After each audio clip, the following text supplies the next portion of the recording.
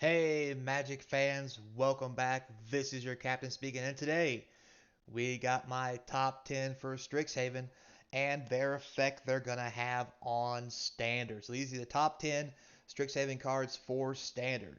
So let's get right into it, guys. First off, I want to start off with an honorable mention Quandrix Cultivator. So this almost made the list, guys. My biggest fear of this card is you can only search a forest or an island. Plus, it's 4 mana. For 3 mana, you can cultivate, and that's a little bit better if you really want to ramp. But also with that, for 4 mana, you get a 3/4, which can block almost anything. It can really help you slow down those aggro decks after you ramp, so that you can also ramp plus block. And with 4 toughness, it's going to take a little bit extra to get this thing killed. So I give this an honorable mention. I think it might be a player depending how the format plays out. It's just 1 mana too much to be in something spectacular. So as we move on, let's go to number 10. And number 10, we have Rip Apart. So I think Rip Apart's going to be really big in this next standard format. A, because it deals 3 damage to a target creature or planeswalker. And B, you can also destroy an artifact or enchantment. This is going to be huge for standard. I mean, Lightning Helix anybody? I've talked about it before. Yeah, you don't gain life, but you have the option to destroy artifacts and enchantments. This blows up a Great Hinge. This blows up any kind of artifact that's got your creatures locked down. It deals 3 damage to all the aggro decks when they first come at you fast and hard. Plus, later in the game, if they actually drop a planeswalker and you can't get to it, maybe you can polish it off with this or get their creatures out of the way so you can get to their planeswalkers. Most creatures planeswalkers make in standard now have 3 on the butt. So I think this is going to be really good. Plus, you'll see later a lot of the cards in the Strixhaven set seem to be aggro oriented as far as how good they are. So this could be, and I think it will be a big player. So keep an eye on it. Next, we have this modal dual card for number 9, the Flame Scroll Celebrant, and the other side, Revel in Silence. Once again, guys, the aggro cards are really great in this set. For red and a 1 for a 2/1, that whenever someone uses something that's not a mana ability, it deals a damage to them. I mean, that's a planeswalker that's using a land ability, that's tapping an artifact, activating the creature ability. I mean, this could do some serious damage quick, and for 2 and as a 2-drop 2/1, it can do lots of damage, especially if they don't play an aggro deck and you can get in a couple times for an extra 2 mana to get 4 damage across the board. And then finally later in the game, when you don't need this 2/1 drop and you're playing against the aggro or control deck even, and you need to get that last bit of damage across, and you're scared of, say, the Wrath, at the beginning of their upkeep, you simply cast the backside, you revel in silence, and now they can't wrath your board. They can't activate their planeswalkers if they actually have one. Um, I think it's going to be a pretty good thing. It may be better than I think, guys, but I'm seeing this on the low end, but I do see a lot of possibilities for it. So with that said, let's move on to our number 8. Number 8, we have Vanishing Verse. I'm sure you guys have heard a whole lot about this card. It's a white and a color, or white and a black to exile monocolor permanent. It gets almost anything. The only thing it's not going to get is those sweet multicolor cards, which I think is what the biggest downfall of this card is going to be, which is why it's so low on my list. Yes, it can tag a Great Hinge. It can tag those big creatures that come at you. It can even tag the small stuff in the monocolor aggro decks or even 2-color aggro decks. But I think there's going to be a lot of multicolor permanents that start to shine in the new standard format, which is going to be a big hindrance to this card and could make it dead in your deck. So is this a 4 of? Probably not. I'm thinking maybe you start, if these are your colors, you start with 2 of, and maybe 2 in your sideboard if you really need to go deep into it. So that's my opinion on that one for number 8.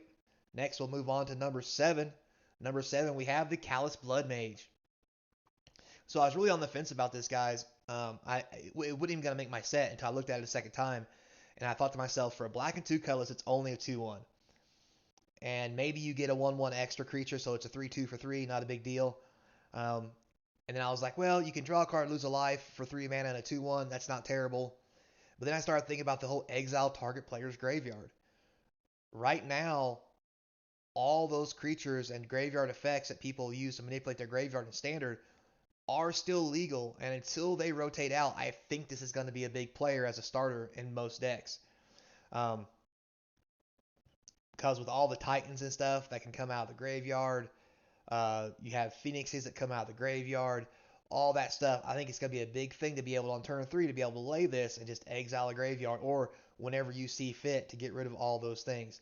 Not to mention, as a starter card for 3 mana, making a 2-1 and a 1-1 is not the worst thing you could be doing on turn 3. Or making a 2-1 and drawing a card is not the worst thing you could be doing. There's other cards that could be a lot more dead in this kind of scenario.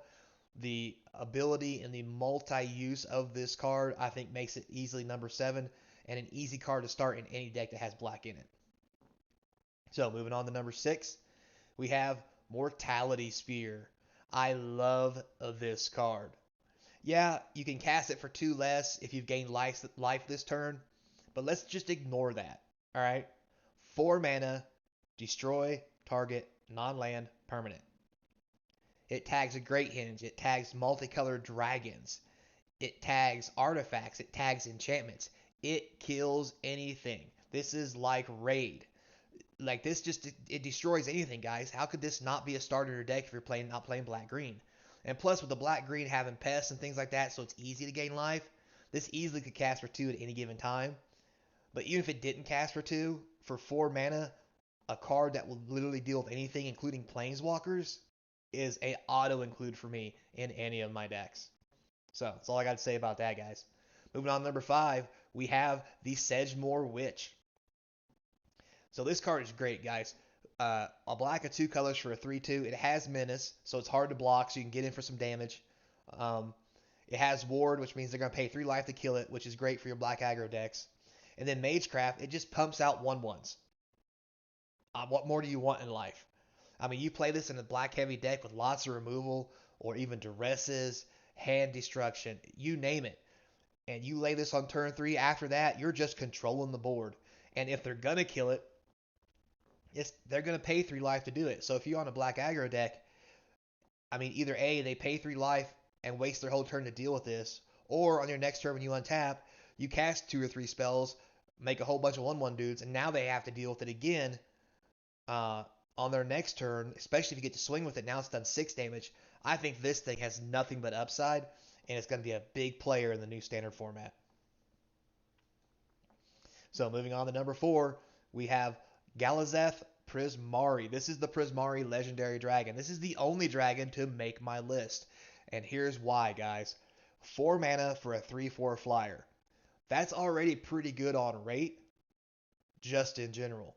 But this thing comes in and makes a treasure token that now ramps you. And if you guys haven't been noticing, blue-red here lately has been all about the instants and sorceries.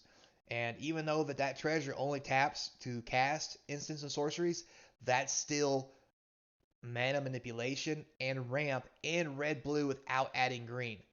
And plus, with the other cards that you have in the format currently that can make more treasure tokens along with this, you could easily get up to an Opus or anything like that.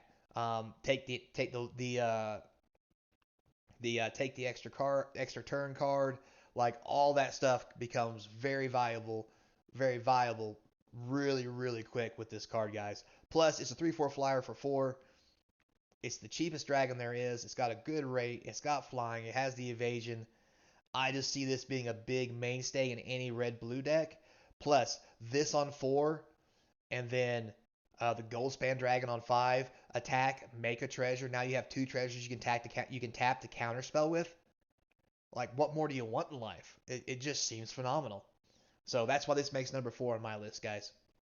So moving on to number 3, we have Baleful Mastery.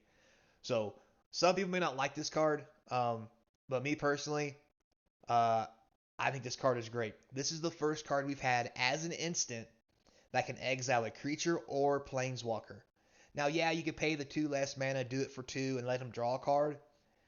I wouldn't do that unless absolutely necessary, but it's nice to have the option. Plus, it's 1 black and 3. Yeah, it's 4 mana, but it starts for 1 black. It's not double black like most of these cards normally are, which makes it real easy to splash in any deck. and the ability to exile.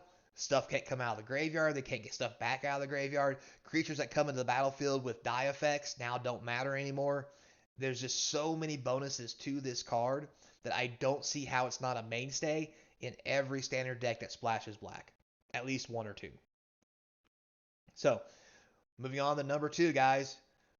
The man, the myth, the legend. It's Palavito Rosa, the world champion. It's his elite spellbinder card for 1 white and 2 colors for a 3/1 flyer. So, just with those words, I want you to listen to that. 1 white, 2 colorless, 3/1 flyer. That's great for any aggro deck, because flying with a 3/1, I mean, yeah, they're going to shot and kill it with any spell probably at all. But to be honest, for 3 mana, most flyers you get will die to those exact same spells anyway and have less power and more drawbacks. Plus, it comes with the bonus of being able to look at your opponent's hand. That's already big, so now you know what to play around. Second, you pick a card from it, and as long as the card remains exiled, it costs 2 more to cast. You literally can hamstring your opponent's mana curve so that they cannot deal with your stuff. Or you can exile the card. That's one of their best cards, going to get them back in the game, or a card they're saving to deal with you, like maybe a Wrath, a board sweep. Take it right out of their playfield and make them waste a whole turn instead of being able to use it plus another spell, so you can prevent them from double spelling in one turn to slow them down. It's really one of the best hate bear cards that you've seen in a while, in my personal opinion. And I see this going straight all the way to Legacy. And that's why it's really in my top list, is because I think this is nothing but gas, guys. So, with all that said, I know you guys are excited. What could I possibly think is the number 1 card for Standard? What card is going to make the biggest impact? What card will you see the most of? And what card will you hate to play against? Because that's what that really means. When it's number 1, it's the best. It is the Venerable Warsinger. So, you may think to yourself, not really what I expected, Captain.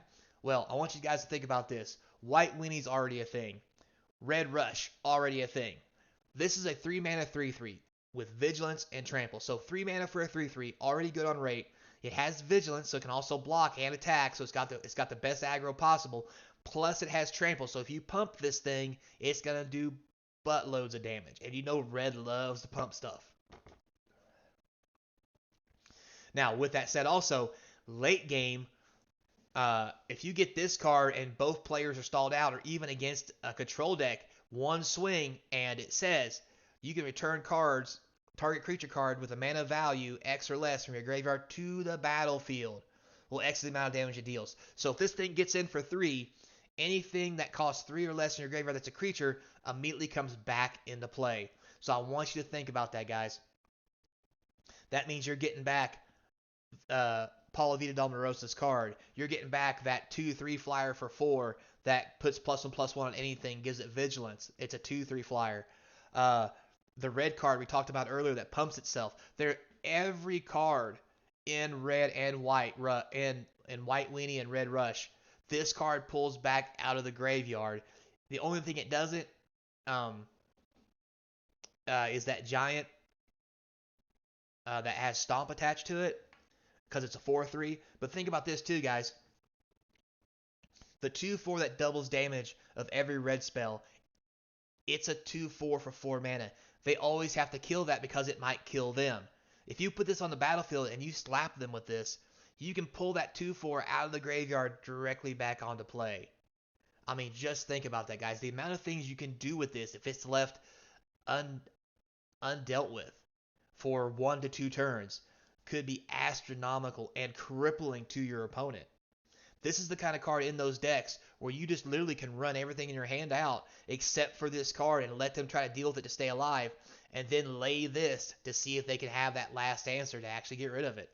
Because if they can't, then all the stuff that you've been putting in the graveyard is just going to come right back. I really see this being part of the new, well, not Boros, technically Lorehold deck.